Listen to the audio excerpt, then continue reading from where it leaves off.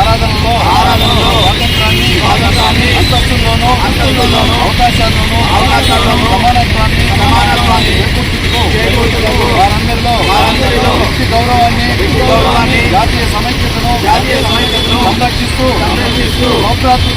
సౌభ్రాతృత్వాన్ని పెంపొందించడానికి 1949 నవంబర్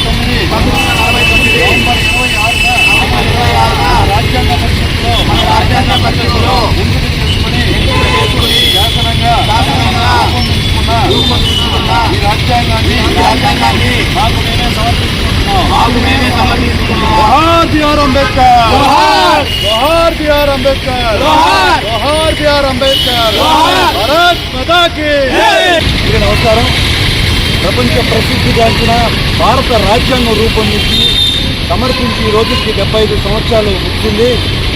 ఈరోజు శుభదినం. తన జీవితంలో ఎన్నో ఒత్తిడుల్ని ఒడిదుడుకులను ఎదుర్కొన్న డాక్టర్ బిఆర్ అంబేద్కర్ గారు తనలాగా ఎవరు అవమానింపకూడదని, స్వేచ్ఛ సమానత్వాలు అందరి వాయువులని ప్రతి ఒక్కరికి దాన్ని తీసుకునే హక్కు ఉందని భారత రాజ్యాంగాన్ని ఎంతో నైపుణ్యంతో రూపొందించారు. దానిని 1949 నవంబర్ 26న భారత ప్రభుత్వం స్వీకరించింది. అమల్లో పెట్టింది 1950 జనవరి 26 అయినప్పటికీ ఈ రోజున ప్రవేశపెట్టి ఆమోదించబడిన దినంగా దేశవ్యాప్తంగా ప్రతి స్కూల్లోనూ ప్రతి కాలేజీలోనూ సంవత్సరం పొడుగునా రాజ్యాంగ పీఠిక చదివించాల్సిందిగా, ఆ వేడుకలను కొనసాగించాల్సిందిగా నరేంద్ర మోడీ గారు పిలుపునిచ్చారు. అందులో భాగంగా ఈరోజు నెల్లూరు సిటీ స్థానిక అంబేద్కర్ భవనం దగ్గర వారికి నివాళులు అర్పించి రాజ్యాంగ పీఠికను చదవడం జరిగింది.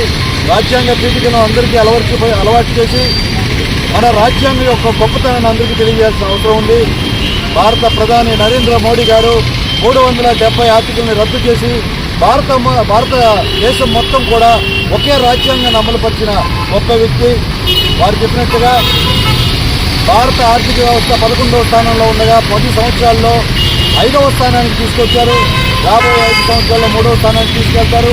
2047 సంవత్సరానికి ఖచ్చితంగా కూడా భారత ఆర్థిక వ్యవస్థను మొట్టమొదటి స్థానంలో ముందుకు నిలుపుతారని పేర్కొంటున్నాను. అదేవిధంగా అధ్యక్షుడు పవన్ కళ్యాణ్ గారు అయితే, మన చంద్రబాబు నాయుడు గారు అయితే $1 ట్రిలియన్ ఆర్థిక వ్యవస్థగా ఆంధ్ర రాష్ట్రాన్ని రూపొందిస్తున్నారు. పవన్ కళ్యాణ్ గారు బడుగు బలహీన వర్గాలకు ఏదైతే ఉందో నీరు, ఆహారం, విద్య అందించేందుకు అహర్నిశలు కృషి చేస్తున్నారు.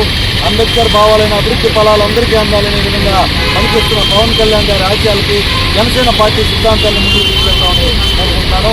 జై జనసేన, జై భీమ్, జై హింద్.